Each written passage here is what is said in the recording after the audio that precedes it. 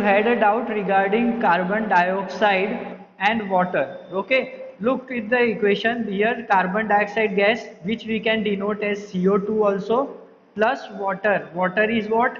H2O, hydrogen, H2O.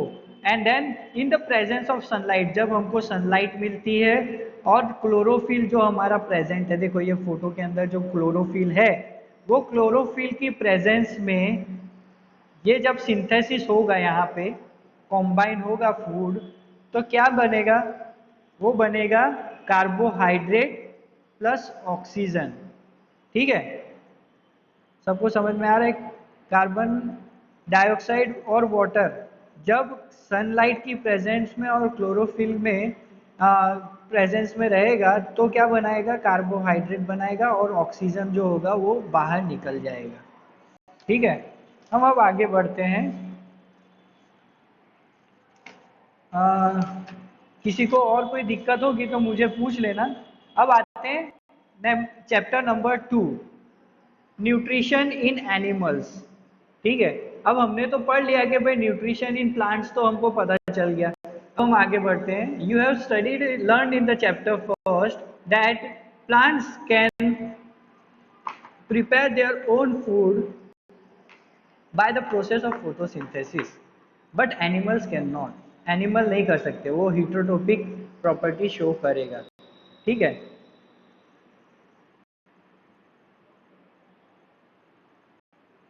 Okay. Animal get their food from plants. अब animal को food कहाँ से मिलता है?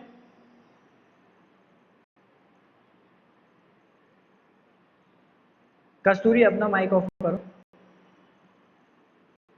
Okay, animal nutri now we come to the animal get their food.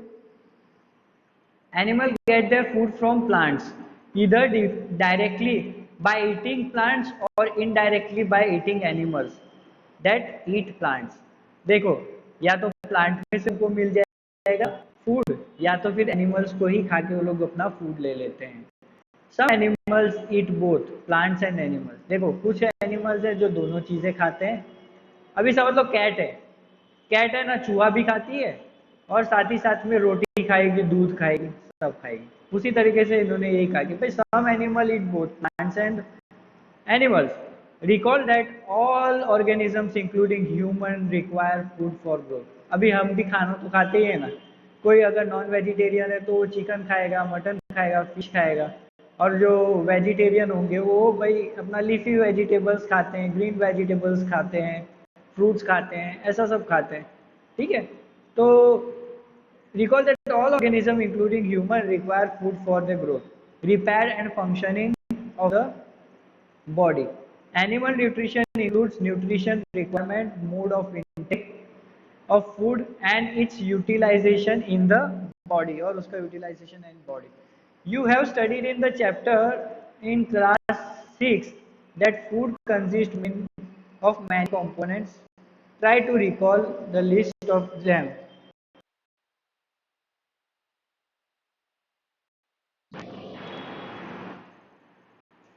So let's recall.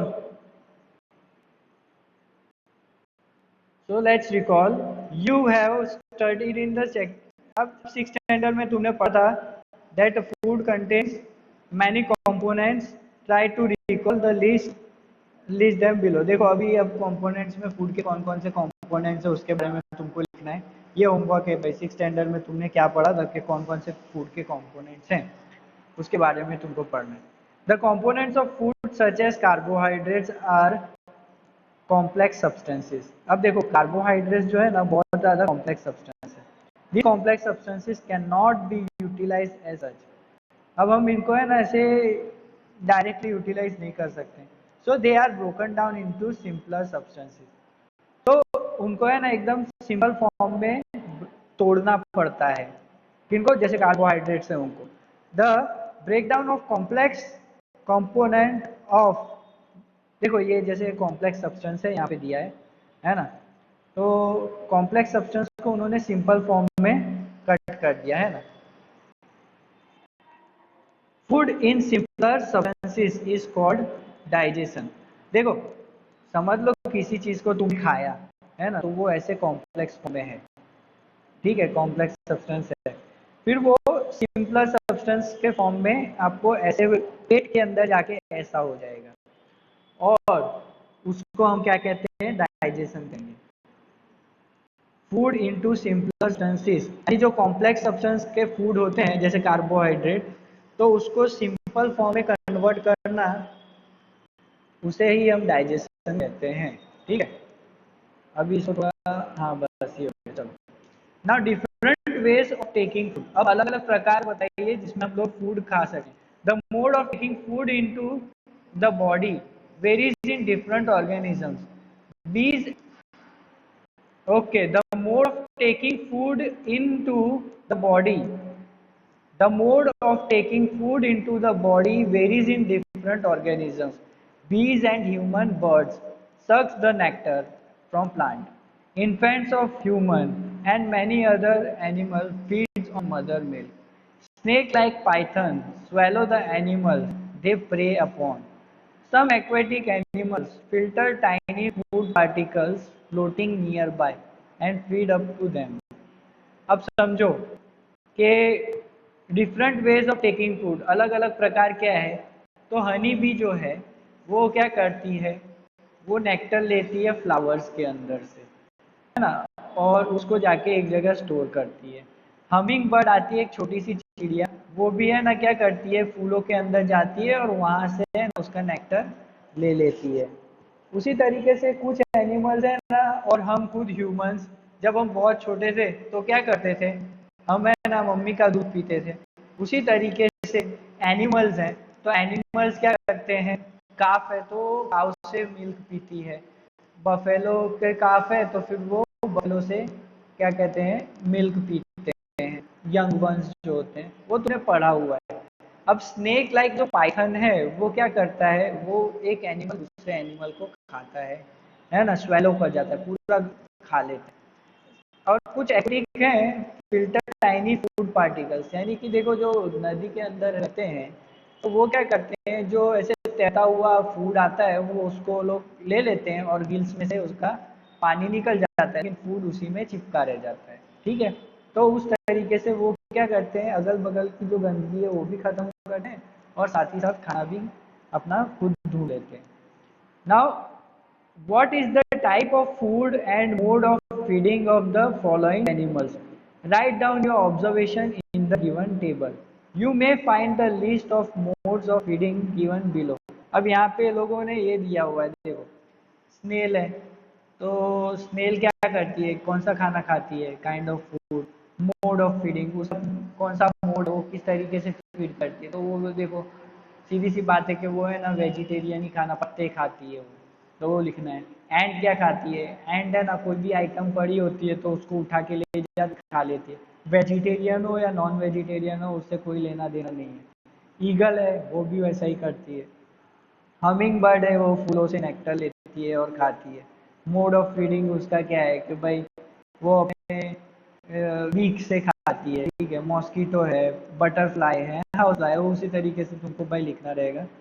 Scrapping, टीविंग, seeping, capturing, स्वैलोइंग, snooping, स्लकिंग, तो ये तुमको लिखना है अपने हिसाब से कि भाई स्क्रैपिंग कर रही है, चीविंग कर रही है, क्या कर रही है, ठीक है।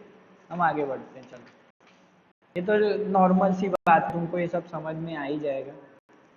अमेजिंग फैक्ट क्या है कि स्टारफिश जो है, ये देखो ये नेक्स्ट पेज पे आ जाओ सब लोग, है ना, आ सके हो। नाउ यहाँ पे मेरे को सिंबल करना पड़ेगा इसको।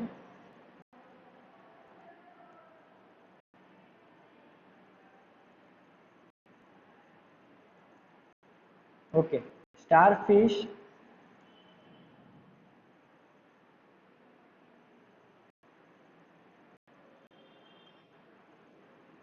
Starfish feeds on animals. हाँ पता है मुझे, कोई कुछ बोलेगा नहीं, रिकॉर्डिंग चल रहा है। कुछ प्रॉब्लम है इसमें, कैमरा में।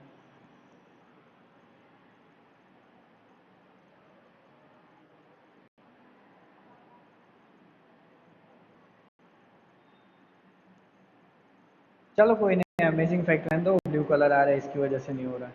अमेजिंग फैक्ट बता देता हूँ क्या है वैसे। Starfish feeds on animal covered by hard shell. अब उनके ऊपर है ना एक बहुत बड़ी लेयर होती है कैल्शियम कार्बोनेट की।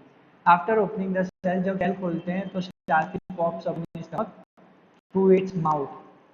स्टमक उसके माउथ में से निकालती है to eat the soft animals inside the shell. उसके अंदर जो सेल के अंदर जो रहता है उसको खाते थे। Stomach then goes back into the body and the food is slowly digested. देखो भाई सीधी सी बात है, वो अंदर ही निकालेगा खाएगा, वो चीज़ हमको नॉर्मली मालूम है। आगे बढ़ो भाई, डाइजेशन हो ये इसमें कुछ प्रॉब्लम हुआ है। हाँ चलो, डाइजेशन इन ह्यूमन। अब ह्यूमन के अंदर क्या होता है वो डाइजेशन में वो हम पढ़ते हैं। if we take in food through the mouth, digest and utilize it। हम क्या करते हैं, खाना मुंह में से खाते हैं, अंदर जाता है, डाइजेस्ट होता है। Okay, we take in food through the mouth, digest and utilize it। हम क्या करते हैं, माउथ से खाना खाते हैं, यहाँ से खाना खाएंगे, ये अंदर जाएगा, डाइजेस्ट हो जाएगा, ठीक है। उसको उसी तरीके से यूटिलाइज करते हैं। The unused part of the food are defected लिखा हुआ है। हाँ डिफेक्टेड, मेरे को दिखा नहीं इसके अंदर, ध्यान से देख रहा हूँ पढ़ रहा था, ठीक है।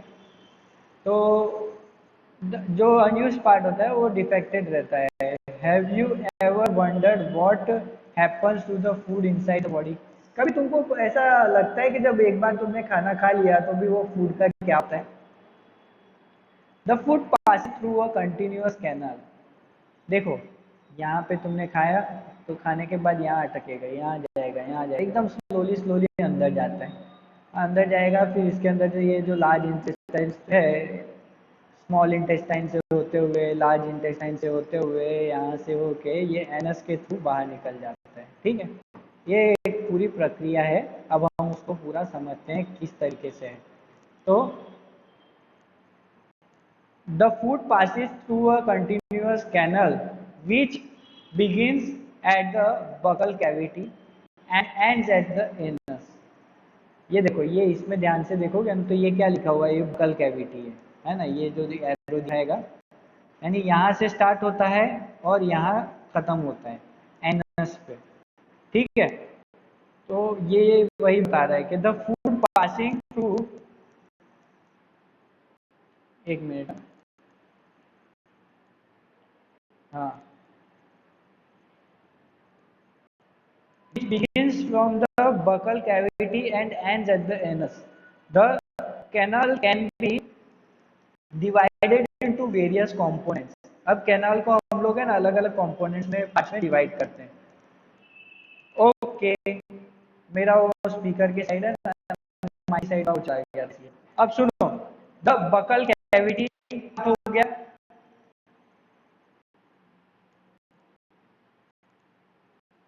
अब मैं बोलूं,